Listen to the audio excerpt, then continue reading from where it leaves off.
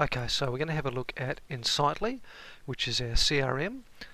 This enables us to have some real-time information on both business development activities and also the jobs that you're working on currently. So it enables me to see at a glance who's working on what. It's pretty simple to use. If you look at the left-hand side, don't worry about reports, emails or projects. It's just really the top 5 sections that we're going to look at today. The home screen is just a summary of your activities recently, but the ones we're going to concentrate on are organisations, which are clients that we're courting for business or doing business with. Opportunities are jobs that they ask us to fill. Contacts are simply the contact people working within those organisations. And think of tasks as business development activities, things like attending a networking event, reverse marketing a resume, cold calling a client, those sorts of things. To start off with, we'll have a look at organisations. It presents us with all our organisations in alphabetical order. You can search either here or you can search any data up through here. So what we'll do initially is we'll put on a test organisation, and we'll start that by going to New Organisation. Now you really don't have to put a lot of details in here, but as a minimum, so test company, and you can put the phone number. I wouldn't worry about the fax. Put the website if they've got one, the address, etc., etc.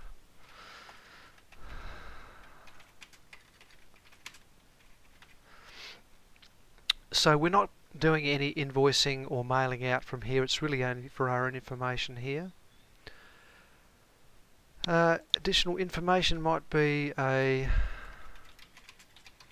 from Andrew or whatever it is. There's one custom field that we put in here, and it's the size of the company. It's really just a guess. So if you know it's roughly that size, nobody's too fussed if you get that wrong, but just guess there and save. So you can see it's very quick and simple to put a new company on. Now, if I wanted to add a contact person for test company, I could either go through here in contacts and add a new contact and associate that contact with test company. Alternatively, I could, while I'm in the organisation, I can go to Actions and add a new contact for that organisation. So we'll go with John Smith, role manager. Put in the contact details, the address if it's different, and you can put a date of birth in if you know their date of birth. But really that's about it. Save. So again, very, very quick and easy to add contact people. Again, let's just show you the other way of adding contact people. If I go into contacts, a list of all our contact people, I can add a new contact. So now we'll have Jane Smith, accounts payable. Now the organisation here, if you start typing, it will bring up test company and save. So now when I go into that organisation test company, it should now have 2 contact people. There they are. So we've created the organisation, we've created a couple of contacts. Let's now add an opportunity, which is a job order basically, for test company. Again, I can do it from within the company details. I can go to Action and add a new opportunity for this organisation. Alternatively, I can go into Opportunities, create a new opportunity and associate it with test company. But while I'm within the organisation, I'll just go to Action, Add a New Opportunity. Now it could be store person for 1 week.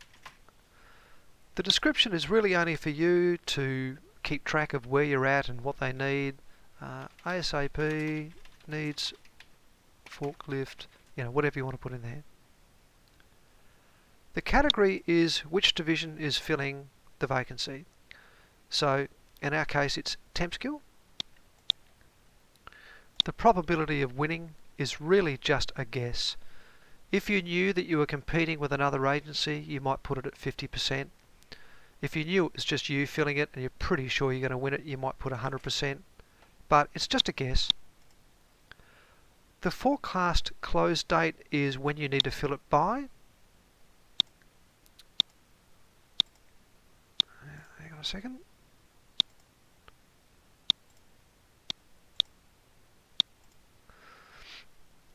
Who's responsible, who's filling the job. And this part's important. The value, again, it's just an estimate, but if it's a temp role, we're going to change the fixed bid to a per hour. The bid amount is the margin, so this is how much we're making per hour. So if we have a $5.50 margin, and we know it's going for a week, it's 38 hours. That will then calculate $5.50 times 38 and give us the value of that placement. If it were a permanent placement, you would simply say it's a fixed bid and you might go in at 6,500. Pipeline, don't worry about that at all. And links, you can see already it's linked it to the organisation test company. In addition, you'd also want to link it to the contact person within the test company. So in this case, we'll say it was John Smith and save. Now we have two links, one to the contact, one to the organisation. Save, and that's it. So if I go into my opportunities, you can see at the moment I'm filtering by Jason Weiss. That's just my opportunities. I can actually go in and have a look at all open opportunities. I can look at individual people's or individual divisions, but for now we'll just look at mine. If I had 3 jobs on the go, they'd all show up here.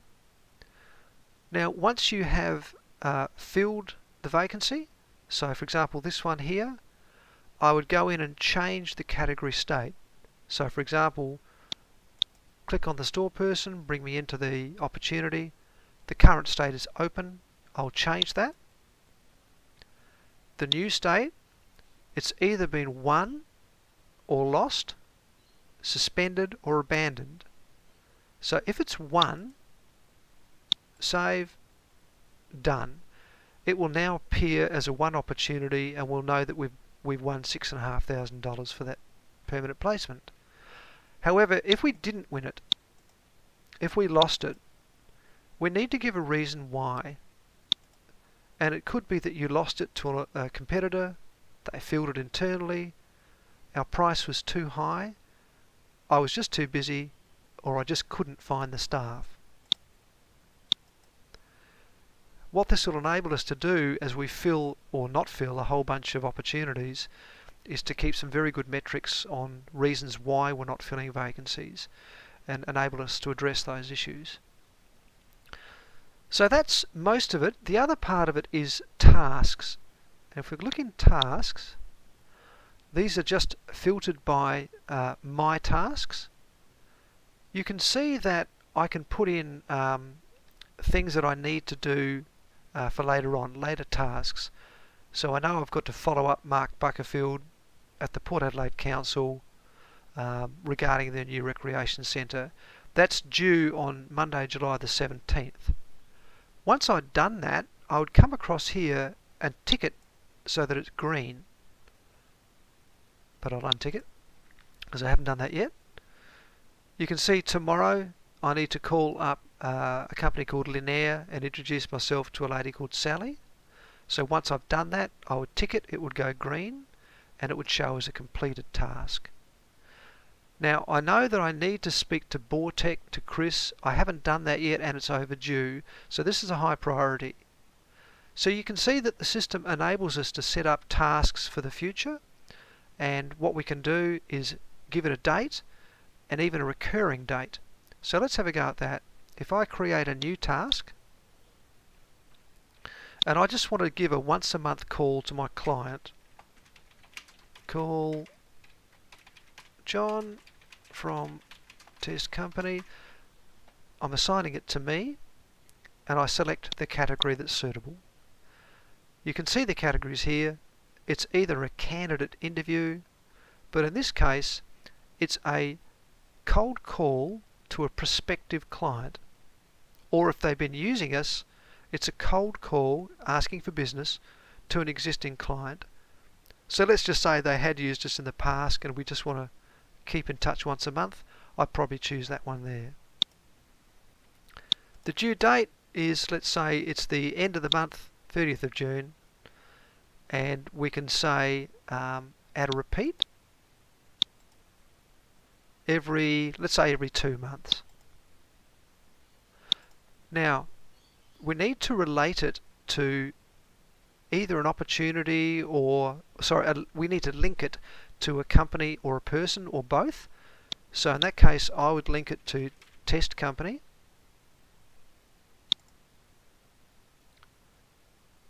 Oops, wrong one. Test Company, not Test.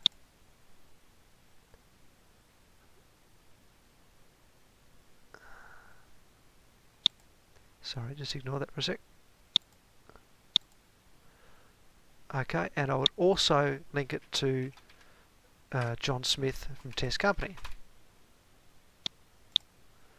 So we have two links for this task. One is to the contact, one is to the organisation. I can save that now. You can see now it's gone into my later tasks. So I can see at a glance what I need to do. Okay, on the Friday the 30th of June, I need to give him a call just to chase business. Easily done.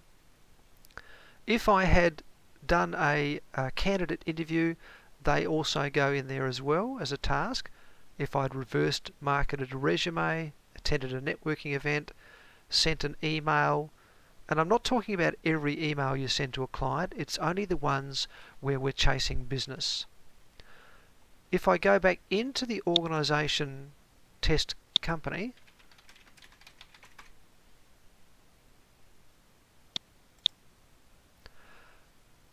I've got my contact people. I can see my opportunities that the Test Company has given us, and I can also see the associated tasks, the one I just created, within there. A nice little feature, it won't apply to Test Company, but if I look at one of the councils, for example, City of Campbelltown, if I go into News, it will scrape Google News to bring back articles of interest. So that's just a little nice feature that you can have a look at. So that's pretty much it. Remember, you only have to worry really about tasks, contacts, organisations and opportunities.